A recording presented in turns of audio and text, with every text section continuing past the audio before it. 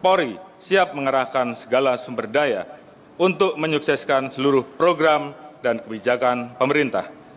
Dalam mendukung program makan bergizi gratis pada tahun 2025, Polri menargetkan pendirian 100 SPPG. Namun hingga Juni 2025 sudah terdapat 139 SPPG yang diproyeksikan dapat melayani 430.000 penerima manfaat. Sampai saat ini 18 SPPG telah beroperasi, 24 SPPG dalam tahap verifikasi dan 97 SPPG dalam tahap pembangunan, dan mudah-mudahan sampai akhir tahun bisa sampai dengan 200 SPPG, dan tahun berikutnya kita akan naikkan 2-3 kali lipat. Saya melihat kesungguhan saudara-saudara, dan untuk itu saya sampaikan, lanjutkan inisiatif pimpinan kalian untuk ikut serta secara langsung, secara masif dalam berbagai kegiatan strategis kita, pemberian makan bergizi kepada rakyat kita. Ini adalah hal yang strategis. Ini adalah untuk menyelamatkan anak-anak dan cucu-cucu kita. Ini adalah untuk menyelamatkan masa depan bangsa kita.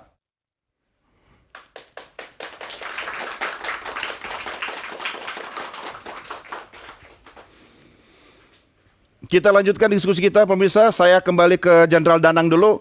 Pak Danang, ini kita mengapresiasi apa yang dilakukan oleh Kepolisian Negara Republik Indonesia. Tetapi tentunya kita tetap berharap bahwa Polri tidak melupakan tugas utamanya sebagai pelindung masyarakat dalam hal penegakan hukum dan ketertiban.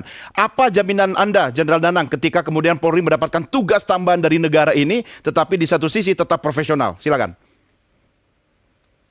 Ya, terima kasih Mas Doni, bahwa Polri dalam mendukung program pemerintah, khususnya program makan bergizi gratis ini, tidak meninggalkan tugas utama Polri sebagai aparat pelindung, pengayom, pelayan masyarakat, dan juga aparat penegak hukum. Karena Polri dalam penyelenggaraan dapur SPPG ini tidak langsung mengelola dapur-dapur SPPG yang dibangun di lingkungan Polri. Namun demikian, ini dikelola oleh Yayasan Kemala Bayangkari yang ada baik itu di tingkat pusat, tingkat Polda maupun tingkat daerah.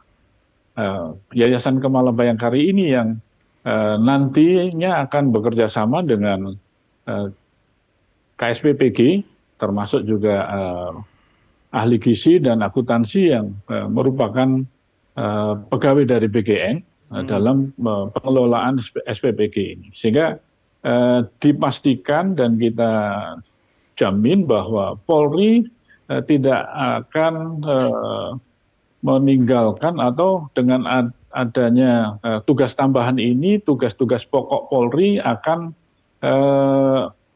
terbengkalai.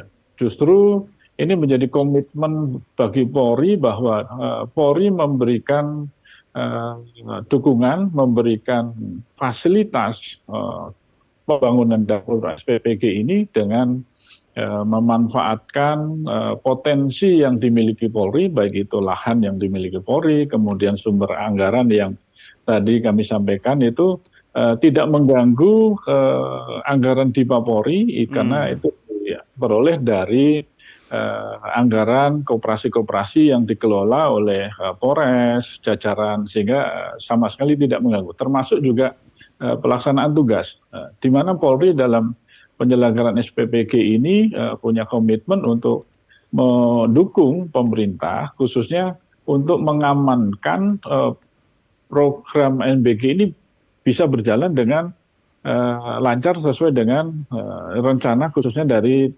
BGN. Polri juga mengawal program MBG yang di daerah ini dengan melakukan koordinasi dengan pegawai-pegawai BGN di wilayah, termasuk SPPG yang ada di lapangan, untuk mengantisipasi terjadinya gangguan-gangguan baik itu dalam proses produksi maupun juga gangguan dalam distribusi MBG tersebut. Polri dalam ini terlibat untuk melakukan pengawasan baik itu secara langsung maupun tidak langsung, termasuk juga di lingkungan SPPG Polri sendiri. Polri memastikan bahwa produksi MBG yang dikelola khususnya di SPPG Polri ini yang pertama adalah satu, memenuhi standar kualitas produksi sehingga produksi MBG yang nantinya akan didistribusikan kepada penerima manfaat ini benar-benar bisa dijamin higienisnya, layak konsumsinya, termasuk juga mengantisipasi terjadi keracunan penerima manfaat. Karena Polri mempunyai tenaga medis, baik itu di tingkat Mabes Polri, Polda maupun Polres jajaran, sebelum produksi MBG ini didistribusikan ke sasaran penerima, kita tetapkan kewajiban untuk dilakukan cek security food. Nah ini menjadi kekasan SPPG yang dikelola Polri bahwa seluruh produksi makanan sebelum didistribusikan harus dipastikan itu sudah layak konsumsi, memenuhi standar kesehatan dan juga bisa dijamin nantinya tidak akan berdampak kepada gangguan kesehatan penerima manfaat. Nah ini menjadi komitmen bagi Polri bahwa Polri mendukung program makan bergizi ini, dan tentunya ini harapannya juga Polri juga melakukan sosialisasi dan edukasi kepada masyarakat juga bahwa bagaimana pola konsumsi makanan yang bergizi, tidak hanya sekedar mengenyangkan perut, tapi juga ini sosialisasi dan edukasi ini bersama-sama dengan ahli gizi, dengan puskesmas untuk bersama-sama memberikan penyuluhan.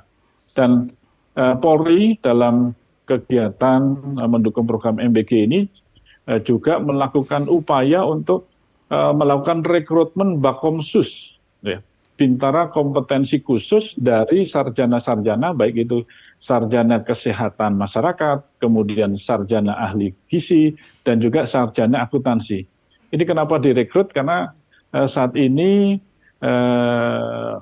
sarjana-sarjana SPPI, sarjana penggerak pembangunan Indonesia yang dimiliki oleh BKN ini jumlahnya terbatas, sehingga kami punya inisiatif untuk bisa mendukung, memenuhi kebutuhan khususnya yang ada di SPPG Polri, bisa didukung sambil nanti pemenuhan tenaga-tenaga ahli dari BKN. Kita saat ini kurang lebih sudah merekrut sebanyak 500 lebih Bakomsus. Saat ini sedang dididik di Pusdik Bimas, nantinya akan ditugaskan di SPPG yang dikelola Polri untuk membackup pegawai yang didukung dari BKN sambil menunggu sarjana-sarjana SPPI yang saat ini sedang dididik, termasuk juga Polri memberikan dukungan kurang lebih sekitar 3.250 sarjana SPPI yang juga dididik di 7 fasilitas pendidikan di Polri. Oke, ya ini menarik. Tapi saya pengen geser dulu ke Pak Zainul. Pak Zainul, mungkin Pak Zainul harus main-main ke Jawa Tengah ini ya. Nanti bisa lihat di sana seperti apa. Yang penting begini Pak, karena semua mata masyarakat kan tertuju pada program ini. Sehingga lebih baik preventif Pak. Pengawasan DPR terhadap jalannya program ini tentu bisa sejak dini, sejak awal, sehingga mungkin bisa mencegah terjadi hal-hal yang kemudian tidak diinginkan. Paling tidak ketika pengawasan itu berjalan dengan baik, program ini bisa diakselerasi dengan baik, sehingga masyarakat yang menerima manfaat tentu jauh lebih merasakan dampaknya. Pak Zainul. Ya, memang kami dari DPR terus memantau ya, karena tugas pokok fungsi kami selanjutnya adalah pengawasan. Kami melakukan RDP dengan BKN secara periodik. Setiap kali masa sidang pasti kami agendakan RDP dengan BKN untuk melihat progres ya, pelaksanaan baik secara kuantitas maupun secara kualitas pelaksanaan makan bergizi gratis ini. termasuk dalam menyangkut soal tata kelola keuangan di masing-masing SPPG. Melalui mekanisme virtual account, saya kira kita bisa meminimalisir potensi-potensi terjadinya penyalahgunaan keuangan di mekanisme pengelolaan dana di SPPG. Itu saya kira cukup tepat. Tinggal sekarang adalah memastikan bagaimana kualitas bahan baku yang dibelanjakan oleh masing-masing SPPG. Itu yang perlu untuk perhatian khusus dari Pak Sony bersama teman-teman BKN juga. Karena jangan sampai misalnya kemudian belanja yang kita patok 10.000 per porsi itu kemudian diturunkan dengan cara misalnya belanja bahan bakunya kualitasnya dikurangi. Itu yang harus kita jaga. Nah, saya kira tapi kan di sana ada SPPG, ada ahli gizi, ada juga ahli akuntan dari BKN yang nempel tiap hari, mereka berkantor tiap hari di SPPG itu, dan itu dipantau terus tiap hari, ada nge-zoom-nya itu, masing-masing kepala dapur itu tiap hari nge-zoom bersama BKN. Saya kira ini tetap harus dilanjutkan, dijaga, agar pengawasannya bisa terus berjalan. Dan kami di Komisi 9 tentu akan terus memantau ini secara periodik, ya, sesuai dengan tenggat waktu dan juga timing agenda-agenda DPR. Ya, ini saling mengawasi ya Pak Zainul, tapi